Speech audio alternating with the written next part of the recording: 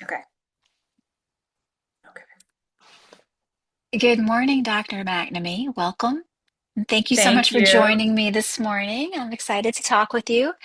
I'll Yes, let you absolutely. I'll let you introduce yourself. Great. Well, I'm Dr. Erin McNamee. You can certainly call me Erin. And I know that I'm here to talk to you guys about grief and particularly experiential embodied practice around that. I have a private practice in Boca Raton and I do an integrative approach. So I use a lot of different therapy modalities.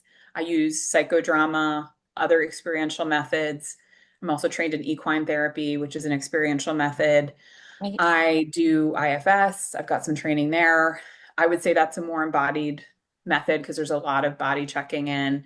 Mm, I am trained in EMDR. I sort of run the gamut. So my lens, I like to say I work in trauma and all the offshoots of trauma. So addiction, codependency, anxiety, depression, PTSD, and I work with some OCD.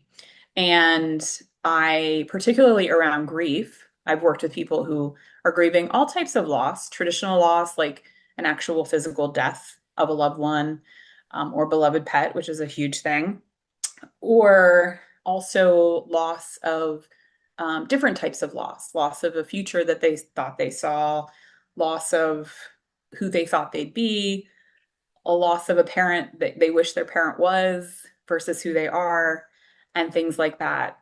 I, for the last couple of years, I've been the clinical supervisor at a place called Onsite, which does all experiential therapy. And I've been the clinical supervisor specifically for the Life After Loss program, which is for parents who've lost children. So every year we have about 50 to 60 parents who've experienced the loss of a child come and do work on our campus. And I've been the clinical supervisor of that. So working directly with the clinicians who are working with them experientially um, for the last couple of years. So, tell us about that. yeah, well, it's as you can imagine, it's an incredibly um, tender and really, in some ways, I mean, I kind of call it, the hard and holy work. There's no other. That's just how I see it. I don't think it gets harder or holier than that. Mm, And it's a lot of presence, and it's a lot of presence with something that most people who have children fear. yeah. Like that. We look at that as kind of like the ultimate loss, the worst loss someone could experience. And whether that's true or not, that's, I think, collectively how we see it. And we're a society in the US who loss and death is very taboo still. So we're not people who are socialized to show up in a certain way regarding loss. Oftentimes, we pull back from it. And so it's a very intense week. It's some of the, people do incredible work and are able to connect with each other. And sometimes people are not like they're, they can certainly struggle in it. And um, it's yeah, it's everything you'd think it would be. Mm, But my job really is to hold the container for the clinicians, help them with what's coming up for them, be able to help support, especially when someone gets activated or outside of their window of tolerance and can't be in the room. I might be out with them like I was this year, hanging out on the lawn, doing some grounding stuff, walking, kind of like helping them to get back into their body, mm. to be able to rejoin the experience. So Wow. that's a lot of what I do. Yeah. And like, how do you decide whether an intervention is appropriate or whether they just need that presence and witnessing? Mhm. Well, I think looking at that, what we call the window of tolerance, is a really big um, aspect of that. And what I mean by that is people have this space, the window, where they can be processing something that happened to them, whether it's a trauma or a loss or anything, where they're able to still be embodied, right? They're able to still sit, experience their feelings, their emotions, be able to talk about it.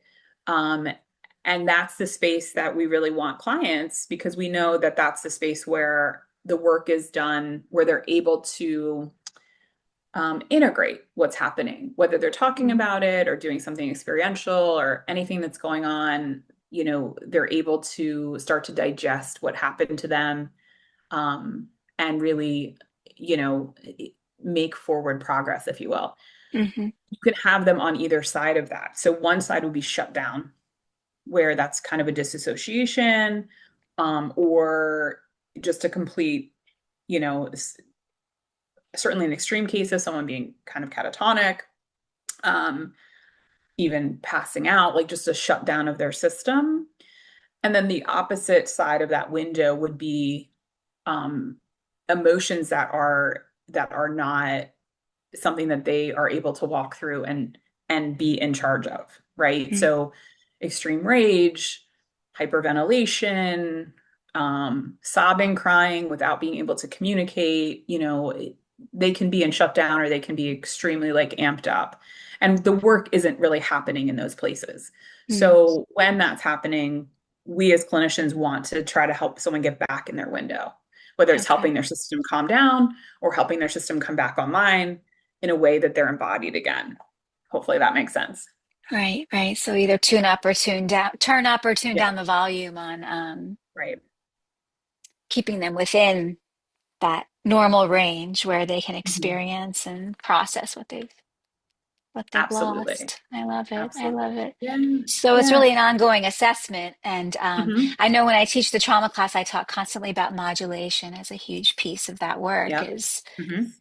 is really carefully figuring out how much a person can manage. And then that co-regulation becomes such a big part of the work too. Hmm. That's Absolutely. interesting. So if I get upset with them, that's hard, for me to help them come back into center, right? Hmm. So like recognizing my own experience, how that might play into it, what I know I can tolerate and hold space for. That doesn't mean that I don't get emotional.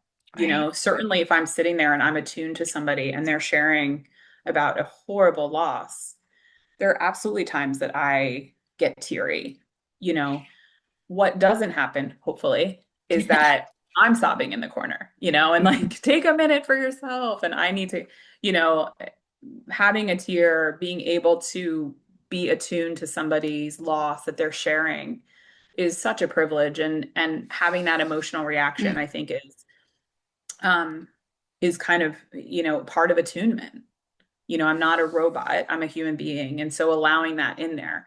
But I also know through my own work that I can do that without losing myself, Hmm. right? Hmm. Without going into my loss and my story in my head. It can just be me tuning into another human being that is having a going through something really painful, you Right. know. And that's not because you haven't or have gone through something painful yourself. It's because of the Mhm. work you do, the inner reflection you do to make sure Absolutely. that you're Yeah. able to be present in that moment. Mhm. So talk about like what kind of experiential work can be utilized when talk therapy is not effective. It's just not Mhm. helping the person to feel attuned or Yeah. Well, I think experiential to me as a clinician. So I didn't learn experiential work. I've been a clinician for around 20 years. And I learned the talk therapies first. I did learn EMDR, which is experiential in some ways, because you're doing in the middle of it, and equine kind of early on. But I didn't learn psychodrama and other experiential methods, empty chair, Gestalt type of stuff. I wasn't trained in Gestalt, but just throwing out these to kind of differentiate what I'm talking about. Those would all be kind of under the experiential umbrella. right. I didn't learn those until about maybe starting 10 years ago. And so when I started to learn them, first of all, I was really intimidated to learn it because you train by doing your own work. Mm. And so that sounded horrible to me. I was like, wait, you want me to get in a room with clinicians and start acting out my relationship with my mother, right? Like, oh my God, this sounds like something I'm not going to be able to control. But it's really brilliant that we do it that way because, um, in doing our own work, we are creating a bigger container to hold space for somebody else, right? So, I forgot the question. See, I just tangented just off of. how you're working with folks experientially who can't really access their grief through talk therapy Right, through that right. Eurocentric theoretical lens. Okay, got it. And so what I was saying was like it was being handed a fire hose of therapy. Like I find experiential work to move people so much farther forward, so much faster, Mm. right? So you have this, it's very different to be sitting here and I can tell you all about, and I keep saying my relationship with my mother, which is fine now. But like, but I'm just using that as a general example. Like I can sit here and tell you all about my relationship with my mother. It's very different if we bring her into the room and I'm having a conversation with her Mm. and I'm saying what I'm upset about or hurt by, right? And so typically what I see is experiential work plugs people into their emotions a lot faster, and sometimes a lot more effectively than Mm. someone with high trauma can tell their story and have zero emotional experience with it, Right. right? And it could and For so sure. but but creating something that evokes the memory and the experience, just does something different to people. Mm. And specifically with grief work, because we're dealing a lot of times with loss by death, um, there can be a lot of unresolved things. Even if you had a great relationship, you can hear somebody say like, "Oh, if I had one more chance to talk to them," or Mm. "I wish I could tell them this," or "I wish I could have done this thing differently," right? And experiential work is an avenue and a modality that allows you to do that, where we can bring Right. that lost person into the room and you can have a conversation. We can bring God into the room and you can have a conversation, or any higher power. We can have you as a client talking to you, talking to the version of yourself that, you know, handled it poorly, Right. or didn't show up the way you wanted to. We can reenact a scene where you wish you would have done it differently and allow you to do it differently. Right? So it really creates a space, I think, that where talk therapy has its place and it has its limits, like any modality. And this is a modality where clinicians can really, do a lot of different things, especially in the grief space.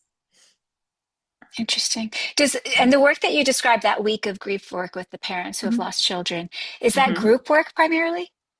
Yes, it's all group work. So they are Wow. in a big group at the beginning of the day, and we do an experiential topic where we'll talk to them about trauma, or we'll talk to them about grief, or we'll talk to them about, anything. And then they break into their smaller groups, which are about 6 to 8 people. And in that space, they're working on, we start like we do any week, building a container. So working on strength, safety, support, right? Okay. And we do that experientially. So whatever that looks like could be helping to identify strengths that they have, bringing a person or an entity, that could be an angel, could be God, could be anything, into the room, so to speak, to talk to you. And so you're like, "Oh, my best friend is the most supportive person." And then we say, "Great, pick somebody in this room to stand in for that best friend and Mm. tell us about that best friend." And then we would have that best friend kind of talk to the person as they would. And the way Right. we do that is we have the person who's the client in the moment, we say protagonist, but stand in for their best friend. And so they then are saying the words how their Mm. best friend would say it, how their best friend would support them. And so the other person who's standing in for that best friend, we call it role training, gets to be trained in how to talk to the friend and be a support, right? So we start by really trying to build safety and containment, and also in that time we're assessing. We're seeing, where does someone seem out of their body all the Mm. time? Does somebody seem overly warmed up, overly emotional, where they aren't able to, stay embodied and stay centered. And so we're trying to figure out as a group, like, how can we help support them into getting into that space where they can tolerate the work, and Right. then we bring their loved one into it. So we have them introduce their child. We have them do that through pictures and story, and um experience. And then we go through later in the week, we'll go through whatever it is they want to work on. And so for many of them, it is the death, could be the death scene, could be the experience around it, whatever is causing them a lot of distress Right. and struggle. And we'll do something experientially with that, whether it's a corrective experience, an opportunity for them to talk to that child, an opportunity for them to get mad at God and talk, to God, an opportunity, just to be in it and Mm. be where they are. And Mhm. then we do ritual and we have a memory garden that was started by Wow. one of the first families to do this type of work who planted a tree on our campus. And now it's Ryan's Garden. So it's like this, um, every group every year plants another tree in remembrance of their children. So we're doing this as like to say their memory is here, it's welcome here, it's nourished here, and it's going to grow here. Like we honor that too. So there's a lot of ritual involved in the week as well. Love it. And that's how the book we're using this semester really does end up, is looking at all the different ways that we can sort of create and integrate ritual Mhm. into our individual and community grief processes, you Absolutely. know? Yeah. The US culture, we are very religious, believe it or Mm, not, and we do have like ritual is a big part of that. And so, especially when I'm working with a client who, let's say, is far away from maybe it's a cousin they were close to and they can't make it to the funeral, or a mom they were estranged from, and so it's not safe for them to go, mhm. and see the family. It's still important for that person to have a closing, to have something that they're doing. What that could be going to the ocean and throwing a flower in. That could be sharing, creating a poem and reading it. That could be writing a letter to them and burning it in ceremony. That Mm. could be sitting with a song that means a lot to them. And it could be going to a church. It could be anything, right? But ritual is incredibly important, I think, when it comes to loss, it's and what does the client, how, how do I take, again, this is really self-management. I'm not putting what works for me on them. I'm Mhm. just opening up the idea of ritual. What would make sense to you? What do you Right. want to do? What do you believe? You know, I mean, that's That a big part of spirituality, that aspect of it. Mhm. spirituality is Yeah, huge in grief work. 100%. Yeah. 100%. So we talk a lot about the spiritual aspect of things at Onsite. We don't shy away from that. We invite Mhm. it, but we also always invite the possibility that you may not have a spiritual belief, or that your Mhm. spiritual belief might be very different than Mm. a traditional faith church thing, right? Right. Right. But church and faith are welcome too, so like everybody gets to decide like what works for them, and they get to witness it, especially if they're in a group. They get to witness it in each other, but they get to do what makes sense to them, you know? Yeah, it sounds so beautiful because not only do they get witnessed, but they see others experiencing and processing differently and the same, Yeah. and all of that is Mhm. fine. There's no like expectation of a rigid No, totally. process. Right. Stages of grief, five, four, three, two, Mhm. one. Right. Totally. Mm. Totally. Yeah. So it's a really unique week because we're centering an experience, which we have maybe one other group that centers a collective experience. And that's, we also do a group for people who've been victims of mass shootings. Wow. And so, yeah. And so that's centering an experience. And for these parents, they've walked through the same experience. Other weeks, people are like, you could have a person who's lost a child, you could have a person who's a victim of a mass shooting in the same Hmm. group, and it's just a trauma, not just, but it's a trauma group. And Hmm. so everyone's bringing their own particular thing. But this is one of the groups that it's a shared experience that we're centering the program on. Is that because it's such a, like you said in the beginning, such a sort of Yeah. Jungian, well, Yeah. the worst thing that could ever happen to you? Yeah, it's that, and quite frankly, it's that there it was started. I mean, the idea was, I think, really galvanized by a couple who came and did work at onsite. And they might have just been doing, I'm not sure what type of work. They might have been in a couples intensive, which just means just the two of them with a therapist. They could have been doing individual work there. They could have been in a group, but they did work around the loss of their child, their son. And it was so profound to them that eventually they joined the board.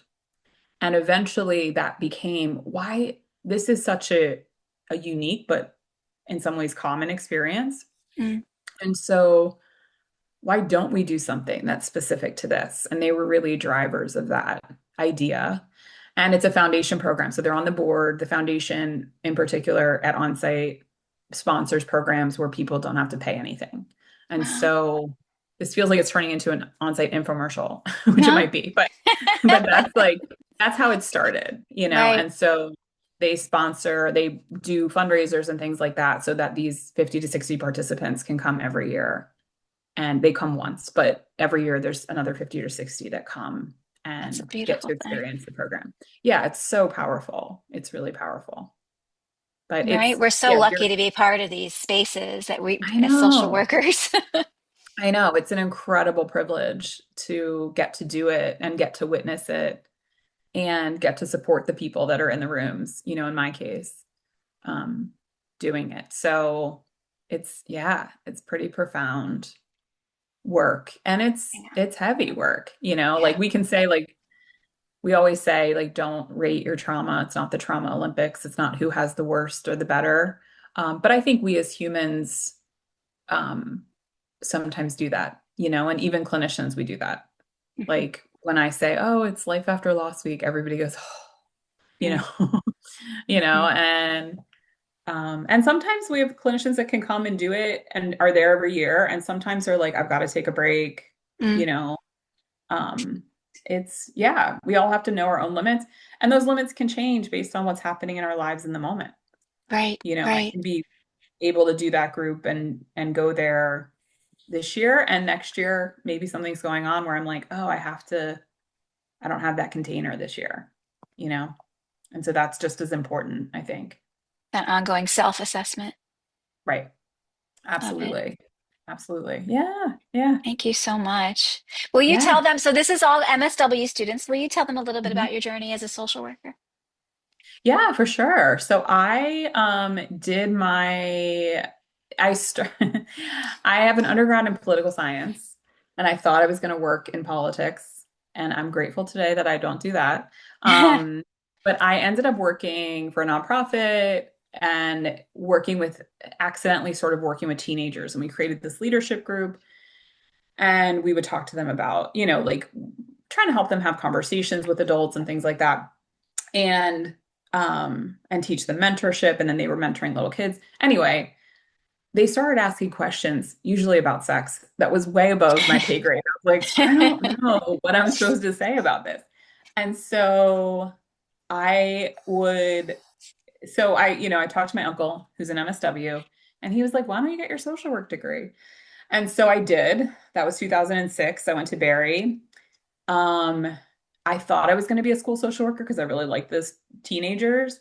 And then I interned as a school social worker, and I found out it's not how I thought it was going to be. It was a lot of assess and refer, and I really wanted to kind of do deeper work. So then I was just kind of at a loss. And then I ended up in working for a hospital system. And no, I ended up working, it wasn't a hospital system. It was a hospice in a hospital. Mm, And it was really interesting and, you know, intense, and talk about grief and loss, right? Like my right. first day of the internship, two people died. I think I called everyone in my phone. I was like, hey, two people died at work today. Like two people died. Like I was just processing. And then, but honestly, it taught me a lot because I was like, I had to start to go, Erin, like it's not your loss. Mm, Like if I'm right. jumping in and taking this on and feeling so heavy, like I felt like in a sense I was kind of like co-opting something from a family who was actually grieving this person, who Mm, loved them and knew them. And so that was part of my own process of like I can see that, and I can see that I'm here at this sort of ground zero moment. this is how I saw it. I'm either gonna like all I can do is nudge them toward healthy coping. This is going to be a ground zero for some people, and they're either going to cope in healthy ways or they're not, but many people in therapy might be coming back to this moment one day. And so Right, that's how I started to shift the focus of like, this isn't my loss. It's not about me, but I can witness and I can be here and I can be like, hey, maybe don't grab that drink, like right. you call somebody or whatever. And then as part of that, I did a grief and loss support group for spouses who lost their spouse. And I was like early 30s, not married. Wow. I mean, all the things that brings up. I'm sure your students know and understand like feeling that intimidation factor of like, Sure. I don't That I don't have imposter this lived syndrome. experience. Yeah, totally. Hmm. From there, I ended up, my first job was being the liver transplant social worker at a hospital. And from that, I got into addiction because many people lost their liver due to alcoholic cirrhosis. Something I never thought I was going to get into. Addiction, didn't want to work in it at all. Haha. Got into it, loved it. Um, Worked in a facility with all women, became a clinical director. And that's really been the crux of my work and the passion of my work. And working with families. I am a family with loved ones who have addiction and mental health issues. I have a side business about supporting people through that, like from the family lens. And, but as part of that, I got into doing experiential work and really also fell in love with that. Mm, And I found this place called Onsite, which is incredible and such a cool place and collaborative place to work. They probably have like 100 clinicians from across the country, and they fly us in. So every time I'm there like once every couple months, either for like 5 to 7 days, doing experiential work or supervising. But you get to be around a new configuration of those 100 clinicians, whoever happens to be working that week, connection, support. It's just a yummy environment that I really love and feel so collaborative, and I learned so much. And that's been a big part of what I'm passionate about. And I will say, like with experiential methods, I'm sharing a lot of kind of how it's broken down and what to do. If you want to do experiential stuff, get training first. This mm, this again is a fire hose. Don't be like, hey, I heard that we could just put your loved one in a chair and you could have a conversation, mm. right? Right. You want to be able to understand like how to set up the container, how to create safety. All of that lends itself to being trauma informed, right? Mm, Like you want to understand how this person copes, what skills they have so far, what skills they might need. Trauma informed also means that if they have trauma in their history, how they coped is probably going to be amplified into how they're coping with an acute loss, mhm, right? So you're not going to see a big personality change. You're going to see a double down. You're going to see an mm, amplification of how that person reacts. So if they're like a moderate drinker, they might become a major drinker, right? If they're someone who completely shuts down, they might shut down and move away. Like, mm, like how they're coping now is probably indicative of how they've coped in the past. And you want to know and understand what you're dealing with, how to create that container, how to read the situation, when to know, like, can I invite this person into some really hard work? How to even structure that question so that right. they feel empowered and in choice. And also then how to shut it down and help them contain it and be okay when they're leaving the session. You Mhm, really want to understand all of that stuff. And as MSW students, I know your time is so stretched as it is. You're probably working, interning, and going to school. So it's not something you have to do today. But if you're interested in experiential work, there are psychodrama groups that are out there. They often do trainings on weekends. So it might be like 5 weekends a year. The one I belong to, that's how they do it. Um, like, go to an introductory training, experiential methodology is different than psychodrama. They both have similar components, but they operate differently. So you can get experiential trainings um, that are, again, just operate slightly different. Like psychodrama is very specific on how they approach things and what they do. So all that's out there. And it's such a great avenue, I think, right. to moving people forward in the work. It's It's so good. So I would just say, like, I'm telling you this stuff so you can kind of visualize it, not so you can jump in and use it right now. Right, Give right. yourself the time and the space and the training to figure it out. Right. Yeah. Right. Mhm. And the truth is that the education here is pretty Eurocentric, but after Mhm. graduation, as you're working towards licensure and getting your clinical Right. supervision, you can choose a supervisor that has experience and experiential work to Absolutely. inform that and then get some training. These are not Mhm. expectations we have of students while they're in the MSW. I just want to Right. make sure you know about the stuff that Erin is doing for after you graduate. So there's all these other opportunities because we've had so many. We actually have both. Erin is our graduate. She got her DSW with Florida Mhm. Atlantic in 2020. Yeah. And then we have another graduate with onsite as well, Brandon, right? He's out in Mhm. Yep. California. So we have two of our alum that are part of this very small team that Yes. just just can't say enough about how amazing the work they're doing there is. So I'm Mhm. always fascinated to hear more about it. I really appreciate Yeah. you sharing all of that with us. Absolutely. Such a privilege. And it's so fun to get to come back and talk to, even though I'm not back, and get to talk to students, even through this Zoom Right? lens. Yeah, 100%. A way Absolutely. to zoom back into their living room as they watch Exactly. endless videos on their asynchronous. This is an Yeah. asynchronous elective, so I'm trying Yeah. to get as much life into it as I can because I never meet with them live in this class. So Yeah. that's why I'm Oh, doing this kind of stuff. So thank you that's so great. much for being Yeah, with me today and recording absolutely. this. And I'm going to make 100%. sure they have your contact information, and I'll go ahead Yeah, and give them the website for onsite as well if they want to learn more about that programming. absolutely.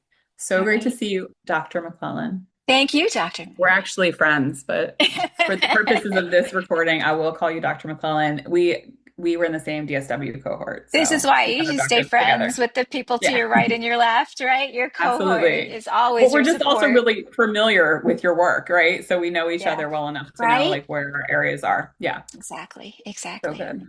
Yeah. Thank you. So Have a great trip yeah. tomorrow. Thank you. Happy class. Thank you. Bye bye. Bye.